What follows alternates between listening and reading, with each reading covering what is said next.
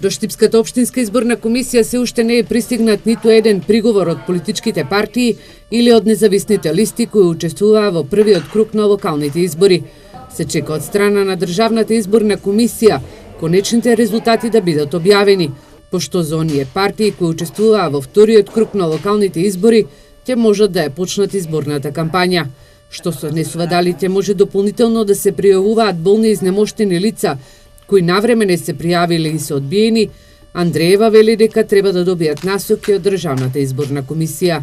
Стануваше збор за некоја недобро објаснета, ајде да речеме специјалистичка дијагноза, нашето упатство кое го даде ДИК доста ригорозно звучи кои видови на категорија болни и немокни можат дома да гласаат.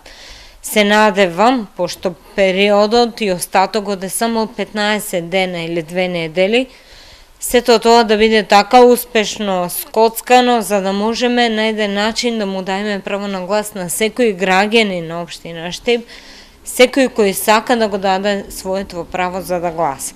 Во 4 општини каде што според изборните резултати се избрани новите градоначалници и совети, се чека денеска да бидат објавени како конечни резултати. Мандатите на советниците и на градоначалникот ќе бидат доделени по истекот на рокот за преговори.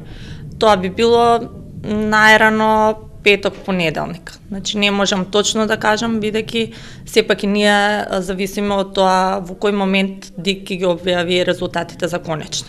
Кочани, Берово, Делчево и Пекчево веќе од наредната недела ќе имаат нови градоначалници кои треба да ја преземат функцијата од претходните кои ја извршуваа во своите општини.